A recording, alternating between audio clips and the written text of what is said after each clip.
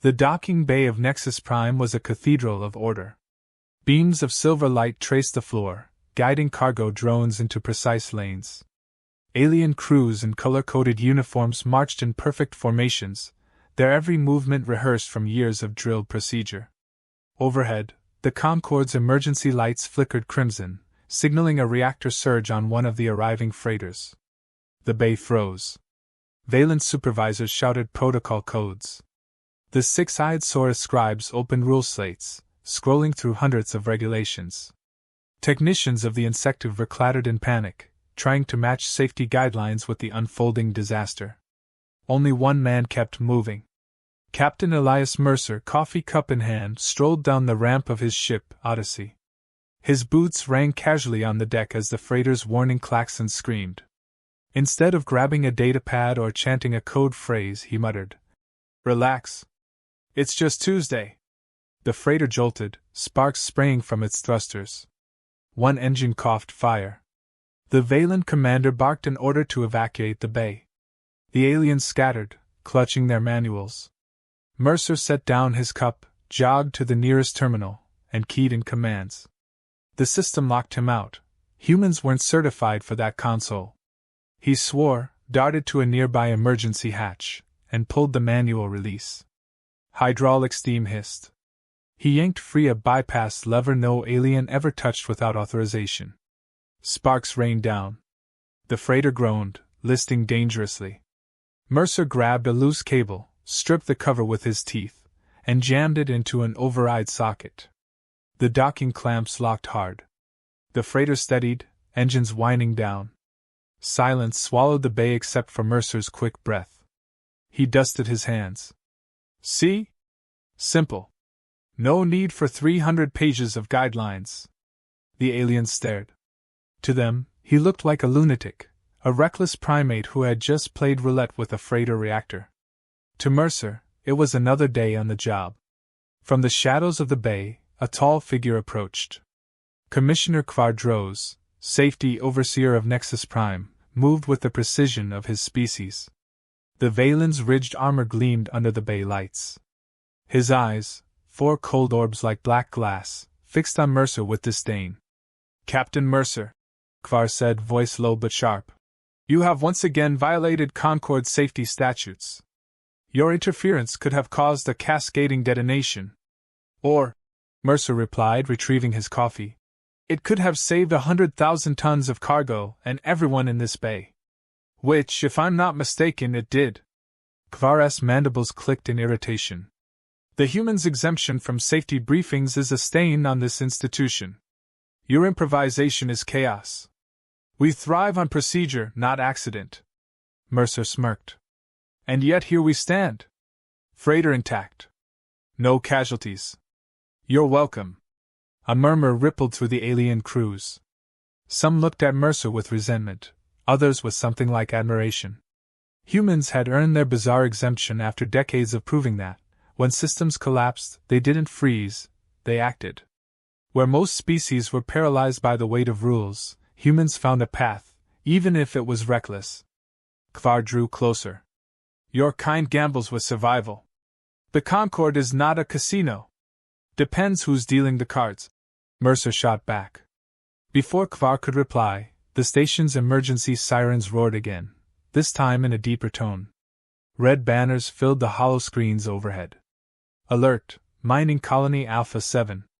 Reactor meltdown imminent. All available crews report."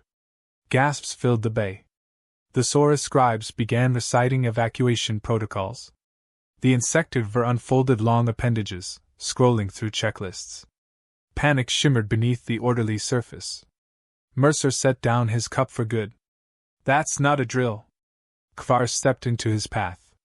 "This crisis will be handled according to protocol. All crews will attend full safety briefings before deployment. That includes your humans." Mercer's jaw tightened. "With respect, Commissioner, Alpha 7 doesn't have time for 1,000 slides on how to properly fasten helmets. If we wait, people die. Without procedure," Kvar snapped, "you risk more lives." Mercer studied him for a long moment, then glanced at the hollow display. The mining colony's readings spiked into the red. Reactor breach in less than 2 hours. Travel time from Nexus Prime, 90 minutes. That left 30 minutes on the ground, if everything went right. He turned back to Kvar. Then I'll lead the mission. My crew's ready now. The commissioner's eyes narrowed.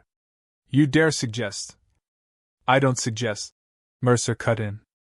I act. That's why humans skip the briefings, remember? The bay fell into silence. Every alien eye fixed on the confrontation. Kvar, bound by the urgency flashing across the screens, had no choice but to yield, at least for now. He pointed a clawed finger at Mercer. Then this will be your proving ground. The entire Concord will see whether chaos can triumph over order. Fail, and humanity's reckless privilege ends forever. Mercer gave him a crooked grin. Deal. Back aboard the Odyssey, the crew snapped into motion. Lieutenant Rana Ortiz, engineer, strapped herself into her console. You really love picking fights with galactic commissioners, don't you? Mercer slid into the captain's chair. Keeps the day interesting. The pilot, Gene Park, raised an eyebrow. So straight to Alpha 7? No prep, no drill, no plan? Mercer grinned. That is the plan. The Odyssey's engines flared. As the ship pulled free of Nexus Prime, Elias Mercer stared at the shrinking station behind them. He could almost feel Kvar's icy glare following them into the stars. The captain raised his cup one last time and muttered under his breath. Let's show them why we skipped the damn briefings. The Odyssey cut through slipstream space, its hull trembling against the pull of compressed starlight. Inside the cockpit, silence pressed heavier than the vibration. Everyone knew the colony's reactor countdown left little margin. 90 minutes in transit, 30 on the ground. A razor's edge of time. Lieutenant Ortiz checked her console, voice low. Colony Alpha 7 is broadcasting intermittent distress signals. Power fluctuating. Radiation levels rising. Pilot Gene whistled. Reactor that size goes critical. You're not looking at just a local problem. You'll see debris fields stretching across half the sector. Captain Mercer leaned forward, elbows on knees, eyes fixed on the shifting telemetry. He could already imagine the chaos planetside, miners scrambling, systems overloaded, safety officers glued to manuals instead of solutions. From the comms, Kvar's voice sliced in, cold and precise. Captain Mercer, this mission operates under Concord oversight. I will monitor every action from Nexus Prime. Any deviation from approved procedures will be recorded. Mercer didn't flinch. That's fine. Just keep recording when we save your colony. Ortiz smirked, though tension shadowed her eyes. When the ship dropped from slipstream, Alpha 7 filled the viewport. The planet was a rugged sphere scarred with mining scars, its atmosphere heavy with red dust storms. The colony itself clung to the crust like a cluster of silver insects, reactors glowing faintly at the core. One reactor burned brighter, pulses irregular. Ortiz muttered. That thing's already unstable. 30 minutes might be generous. Mercer keyed the comm. Alpha 7, this is Captain Elias Mercer of the Odyssey. We're inbound to assist. Static answered first, then a panicked voice. This is Control. Systems failing, safety protocols jammed. The signal cut into shrieks of static. Gene steadied the ship for descent. Storm front's bad. Visibility near zero. Mercer nodded. Put us down close to the reactor complex. Gene frowned. That's suicide in this turbulence. Safer to land a kilometer out, follow approach corridors.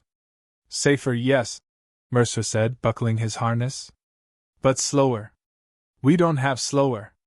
The Odyssey shuddered through atmosphere, buffeted by waves of storm wind. The crew braced as Gene threaded through lightning, engines howling. With a violent jolt, the ship slammed down on the colony's landing pad, stabilizers screeching. Ortiz unstrapped, grabbing her kit. Hull integrity's holding, but barely. We can't sit here long. Not planning on it, Mercer said, leading the way to the airlock. The colony was a storm-ravaged maze. Dust-hammered visors, coating armor in red grit. Alarms wailed through the wind. colonists stumbled out of buildings, clutching masks, eyes wide with terror. Mercer grabbed one by the shoulders. "Where's reactor control?" The minor pointed voice muffled. "East quadrant. But the protocols, systems won't override." "Leave that to us." Inside the reactor facility, chaos reigned. Dozens of alien workers clustered around consoles, shouting codes and instructions. Every action slowed by endless debate over which procedure to follow. One operator screamed, "Section 9 says vent plasma." Another shouted, "Regulation 11 forbids manual override." The reactor chamber pulsed with an eerie glow. Heat shimmered against the reinforced glass. Gauges screamed into the red. Mercer strode past the shouting officers, eyes locking on the core. "Ortiz status?" She scanned quickly. Stabilizer circuits fried. Automated protocols looped themselves. "If we wait for the system, meltdown in 20 minutes. Kvares' voice boomed through comms. "Do not interfere. The Concord has outlined proper shutdown sequence." Mercer cut him off. "That sequence is choking itself." He turned to Ortiz. "Can you bypass?" "Not from here. Need to hit the junctions directly." Mercer gestured to the panicked officers. "They're frozen." "We're not. Let's move." The team pushed into the reactor's lower levels. Darkness cloaked the corridors, broken by flickering lights. The air reeked of ozone and hot metal. Radiation meters chirped warnings. Ortiz knelt at the first junction, pulling tools from her kit. "Concord systems are triple locked. I'll need manual feeds bypassed." Jean looked uneasy. "That means pulling live conduits." "Exactly," Ortiz said. Mercer grabbed the conduit, ignoring the sparks biting his gloves. "Then let's pull." He yanked, forcing metal free. The reactor hummed, its pulse changing pitch. Ortiz worked fast, sweat running beneath her visor. "Stabilizers rerouted, for now. That buys us 10 minutes. Mercer glanced upward. The core roared louder, energy bleeding through containment shields. Kvares' voice seared back into comms. "Mercer! This is reckless beyond measure. Return to safety. Await full procedure teams." Mercer barked a laugh. "Procedure teams? They'll get here in 30 minutes. In 30 minutes this colony's dust. We're not waiting." The second junction chamber nearly killed them. The door was warped from heat, forcing Jean to pry it open. Inside, plasma conduits burst like geysers of fire, spraying molten arcs. Ortiz cursed. "We can't cross that without shielding." Mercer's eyes scanned the chamber. A collapsed scaffold leaned across the path, half melted but intact. He tested its weight, then hauled it upright. "Bridge!" Jean gaped. "That's insane." Mercer shrugged. "Better than standing here." He laid the scaffold across the flaming gap. Metal hissed under the heat. One by one, they crawled over, armor sizzling. Mercer went last, boots slipping, heat scorching through gloves. He hit the far side, panting, then shoved Ortiz toward the junction. She tore into the panel, fingers flying. Sparks spat. The core's glow dimmed slightly, buying precious minutes. By the time they reached the final junction, alarms screamed colony-wide. Entire walls vibrated with the reactor's instability. Ortiz dropped to her knees, voice cracking with urgency. "Last stabilizer! But it's fused. I'll need full system override." Mercer crouched beside her, hands steady. "Tell me what to pull." She hesitated. "If we cross the wrong feed, containment ruptures instantly." "Then don't get it wrong." Together they ripped through cables, bypassing fail-safes one by one. Ortiz jammed a connector home. The reactor's pulse shifted, still unstable, but slowed, breathing instead of roaring. She exhaled. "We've got 15 minutes before meltdown." Mercer stood, wiping sweat. "Then let's make them count." Back in the control chamber, the alien officers still argued, manuals clutched like lifelines. Mercer shoved between them, slamming a bloody glove against the main console. "Listen! You want to survive? Stop quoting rules and follow us." The officers fell silent, stunned. Mercer jabbed a finger at the readouts. We bought time. Now you either help reroute cooling or you wait for procedures and burn with the rest of this place. One officer swallowed hard, then nodded. Others followed. Slowly, desperately, they began to act, not by manuals, but by instinct, guided by the humans. As the crew worked, Kvares' voice hissed from the calm. You defy every statute. If this fails, your species will lose all standing in the Concord. Mercer didn't look up. Then I guess we'd better not fail. The reactor's pulse throbbed like a living heartbeat. Heat shimmered against the containment glass, a warning in crimson. Outside, the colony's walls rattled, dust and debris spilling into the wind tunnels. Every second stretched thinner, pressing against human and alien alike. Captain Mercer wiped soot from his visor. Time's short. Final junction. Ortiz, we're crossing fire again. Lieutenant Ortiz glanced at him, jaw tight. This is worse than the last time. Shields won't hold long. Mercer smirked, ignoring the panic gnawing at his chest. Good. Makes life interesting. Pilot Jean muttered. Interesting isn't the word I'd use. Potentially fatal, maybe. Same difference, Mercer replied, strapping into a temporary harness. Let's move. The corridor to the final stabilizer was a furnace. Plasma arched from broken conduits, painting the walls with molten streaks. The air scorched, each step a gamble. Mercer led, scanning every unstable segment. Ortiz followed, tools in hand, rewiring systems as sparks licked her gloves. Jean monitored remotely, feeding real-time adjustments to propulsion and auxiliary power. Mercer, left conduit is melting, Ortiz warned, sweat streaking her dirt-smeared face. Mercer shifted. Take the right. It's tighter, but more stable. The Valence safety officer's voice crackled over comms, rigid and accusing. Captain, that path violates Concord structural limits. Cease movement immediately. Mercer didn't answer. Words were irrelevant here. Instinct guided him. He vaulted over plasma arcs, landing hard, boots sparking against scorched metal. Move! He shouted, pulling Ortiz forward. The final junction chamber was chaos incarnate. Cooling systems screamed alarms, reactor pulses bouncing between warning levels. A holographic readout flickered, showing containment at critical. Ortiz dropped to her knees, tools clattering.